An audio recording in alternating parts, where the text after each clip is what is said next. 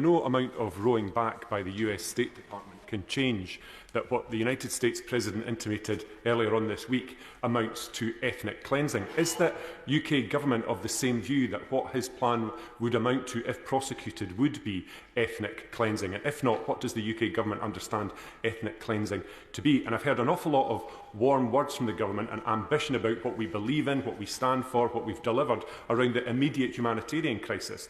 But don't let's forget that the horrors that have happened over the last 18 months are because of the vacuum that has been created by international inaction over the plight of the Palestinians for the last 50 years. What will this Government do to change that drastic situation?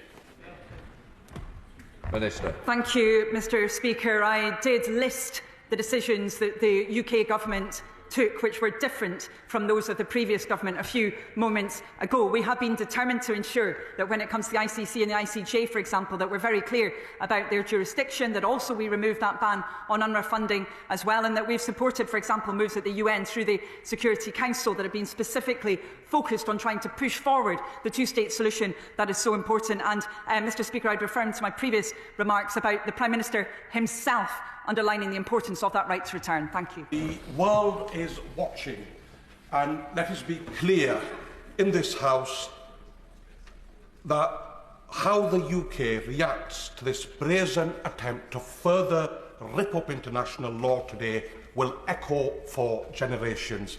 61,000 Palestinians killed, a ceasefire hanging on a thread, and a blueprint now to ravage Gaza, ethnically cleanse Palestinians and resettle the land.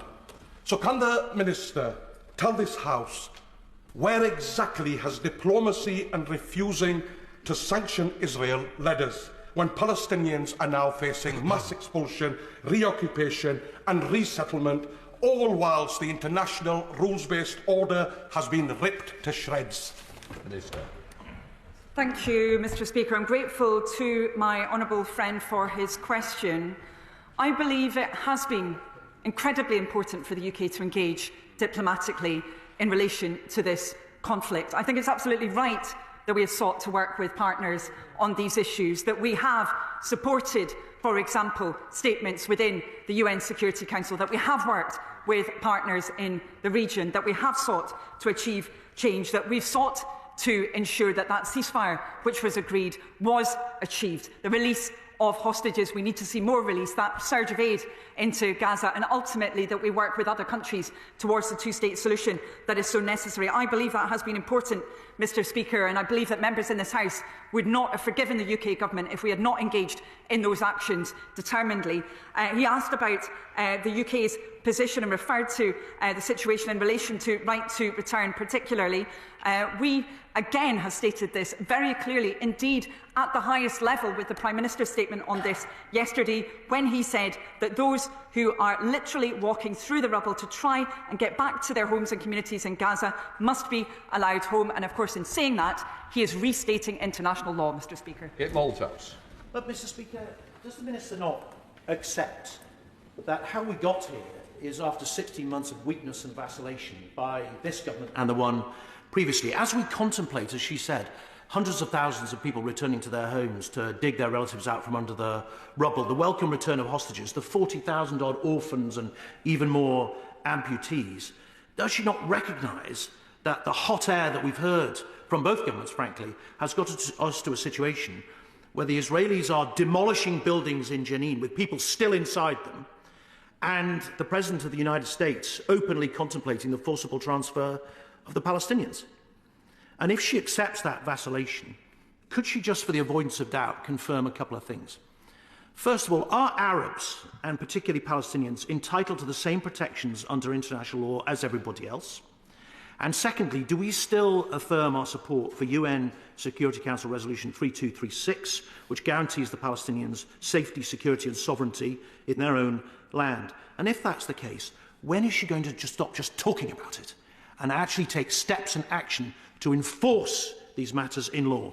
So will the government now finally commit to an immediate recognition of a Palestinian state along the 1967 borders?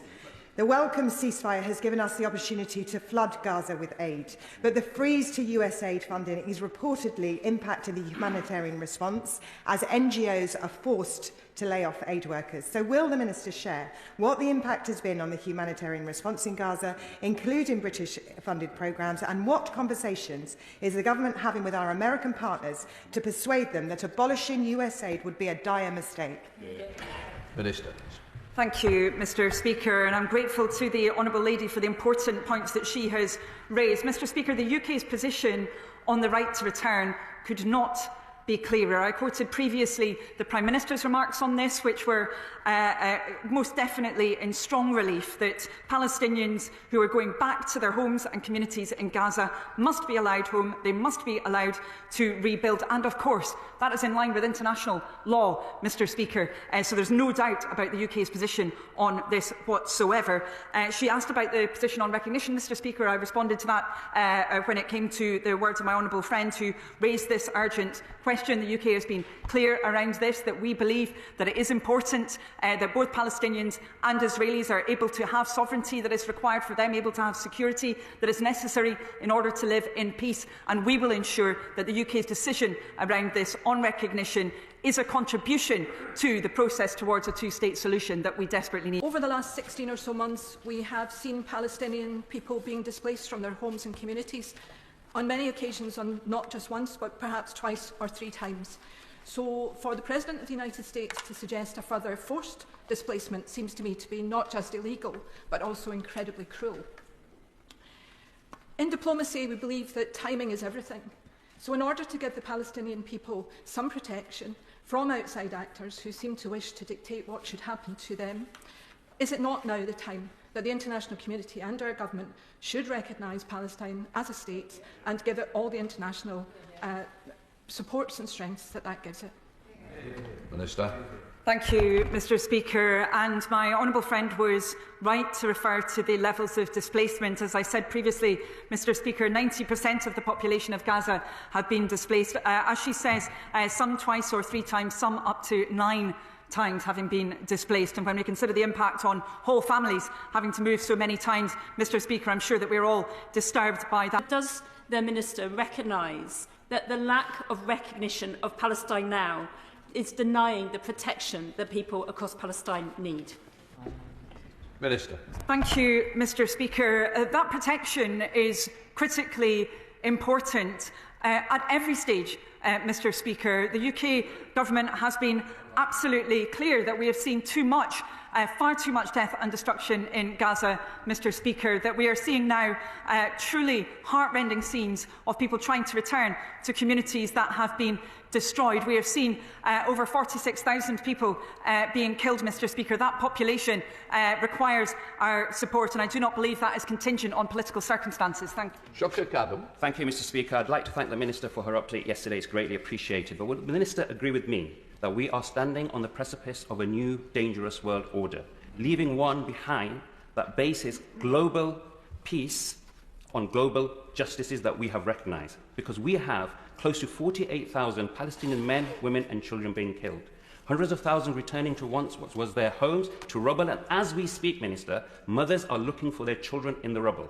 Whilst at the same time, we have the most powerful man of the most powerful country in the world behaving like a gangster, talking about replacing these people from their land, replacing their homes with beachfront properties, creating casinos and a Riviera. Is this the time, Minister, where we categorically utilise the same words as we do for other conflicts and call this out for what it is, and that is the ethnic cleansing of the Palestinian people? And we must immediately put into place the recognition of a Palestinian state. Can we stand up to President Trump and tell him Gaza is not for sale? Thank you. Minister.